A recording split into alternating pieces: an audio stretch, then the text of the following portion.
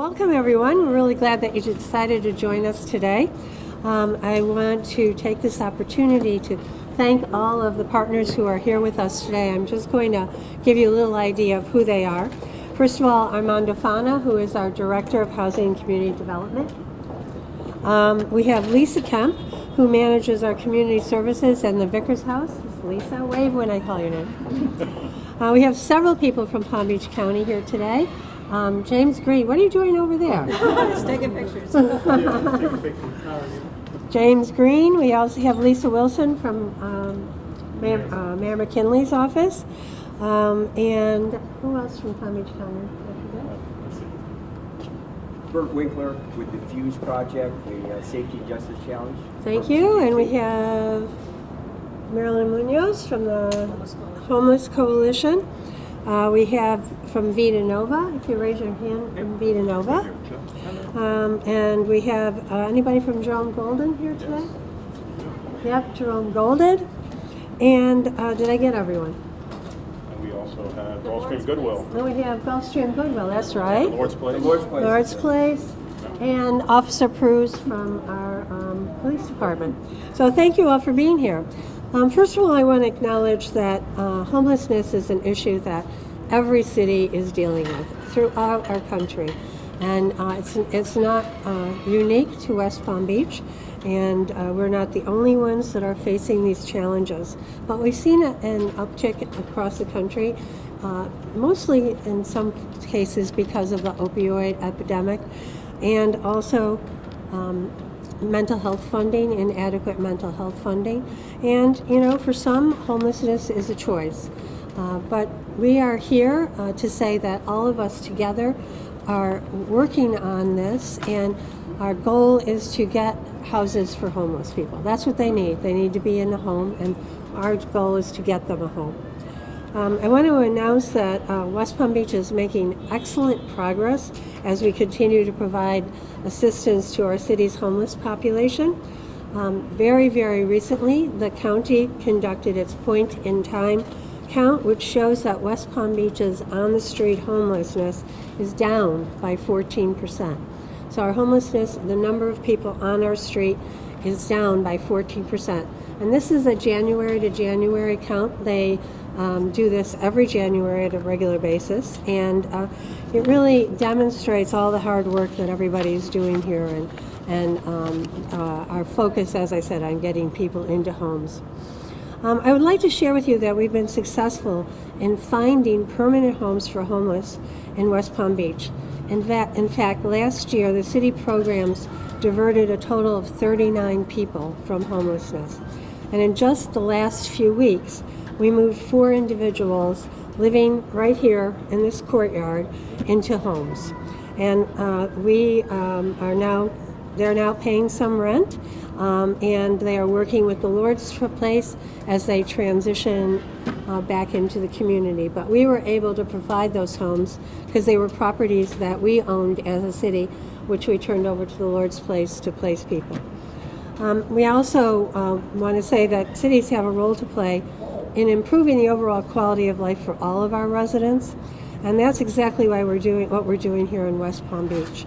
We've been working and will continue to work to help those who need our help, and those who need our help transitioning into more productive life off the streets.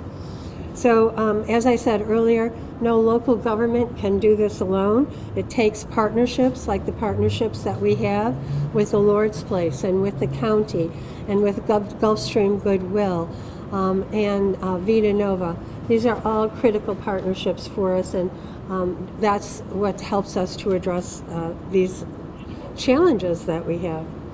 I would like to particularly commend our city's housing and urban development, community development team, who's worked so tirelessly on our homeless problem. And now I'd like to reintroduce our Director of Housing and Community Development, Armando Fana, and he's going to say a few words about some of the really outstanding programs that we have here for homelessness. Armando?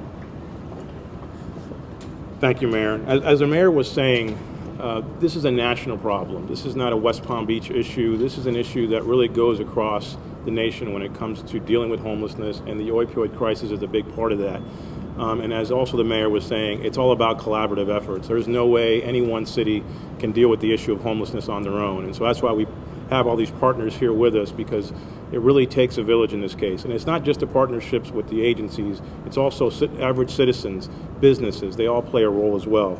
And so some of the organizations that we've worked with, the Lord's Place that was mentioned, we have an outreach team that goes out and conducts outreach to the homeless, because part of it is building trust with the homeless population and letting them understand that we're there to try to assist them to bring themselves into a better life, into a housing situation. So the Lord's Place outreach team is a critical component of that, and also the homes that we provided to the Lord's Place in order to manage those properties and have folks come in.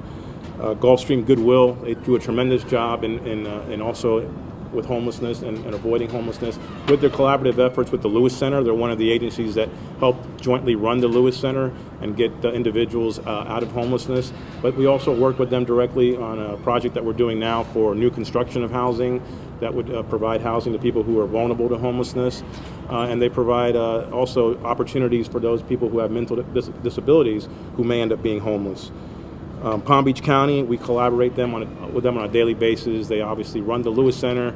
They have a tremendous relationship with us on trying to get these individuals off the streets. And it's not just individuals. We kind of focus on the folks who are on the streets, who are visible. It's also families. It's also children who also face homelessness.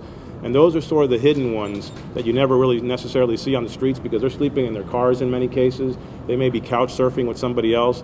Those people get helped on a daily basis as well from some of these programs, and Palm Beach County does that on a continuous basis in collaboration with us. Vita Nova, who's here as well, and we just began to fund them for helping them with youth housing homelessness prevention. Youth that are defined as 18 to 24, it's one of the most vulnerable populations. When you look at the unfortunate incident that happened up in Broward County with the school shooting, that was a child that was coming out of the child welfare system, and who was potentially facing homelessness as well. And so getting these youth stabilized in a stable environment is a critical component that we need to focus on as well. The Homeless Coalition, one of our closest partners, we've collaborated with them. When you walk out here, you'll see homeless orange meters, parking meters, and those are a collaboration between the city and the Homeless Coalition in order to bring attention to the homelessness issue and raise some funding in order to help with housing, and also so the public realizes that when you're giving to a panhandler, you're not necessarily helping that individual, you're actually causing more of a problem. And so we want to redirect those funds into a better cause, which is the Real Change movement, which is part of the meters. And then of course the county as well, and Bert's here representing Fuse. That is a great collaborative effort that the city's involved with. It involves the Department of Justice, the county, St. Mary's, JFK Hospital, the Sheriff's Office, and many, many other providers. What we're doing is we're looking at the top people that utilize hospital care systems, emergency rooms, and the justice system, jails, and trying to identify those individuals and how much they're costing society. And instead of continuing to put them through a cycle of emergency rooms and jails, redirect that into housing opportunities and treatment so that these folks are in a stable environment and they're not costing society what they're costing now. And we have a lot of programs internally. We have a housing stabilization program, which provides temporary rental assistance for people who are facing homelessness. We also have a program called Homeward Bound, and we help our partners at the Legal Aid Society help run that. That provides assistance to individuals to relocate to other areas. They may have a family member who can take care of them. We give them a care package and a one-way ticket to be able to connect with those family members. And then new housing, as the mayor said, we can't do this without new housing development.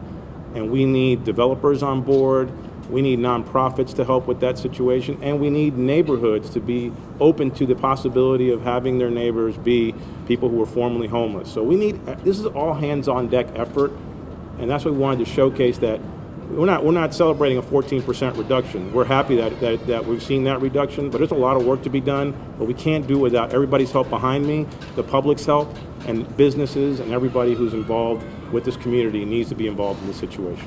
Thank you. You know, I often get asked by people, what can we do to help this situation? And there are a couple of things I would refer you to. First of all, as Armando mentioned, the orange meters out there. put the money in the meters rather than giving that money to a panhandler. And secondly, contribute to our Homeward Bound program. We take contributions. It's not for profit. It's run out of the Legal Aid Society. And if people would like to contribute to that, that helps us to pay for bus tickets home for homeless people who have somebody in another place that's willing to accept them and have them come home. So we're open to any questions. Anything anybody else would like to add, or shall we just look at questions? Questions? Tony? 14% is from what number to what number? In other words, how many people You are got on the the raw streets? numbers yet? Where is James? Where do you go? James. Do we have the raw numbers yet, or not? Or we're still working on? Yeah, we're still working on that, so maybe a week. And then I think pretty soon the county will be announcing the county-wide numbers. So this is just for the city of West Palm Beach, just reduction, and we'll see what the county numbers are. How could they come up with 14% if they don't have numbers to calculate it? They have the numbers, I just don't have them with me. And they do have the numbers. All right. Other questions? Maybe just a statement. Yeah. The youth are getting involved with their voice. Sorry. So we can get you Sure. on. Jeff DeMario from Vita Nova. So the youth are getting involved with this effort as well, and they're contributing their voice and their action to discover what the challenges are and help us realize as agencies what we could be doing better to lend their action and their voice to the effort. So it's been really helpful to have a youth kind of board, youth empowerment model in place so that the youth can be part of the solution. I think the point we want to make today, first of all, is that, it's critical to have partnerships as we address the homelessness issue, but also to know that we in West Palm Beach are working diligently on this with a number of programs, and I would say that we're probably doing as much or more than any other municipality around to address this issue. It's a difficult one. It's not illegal to be homeless. It's not illegal to sit on a bench in the park or in a public space. We want to make sure that we're out to help these people find a place to live.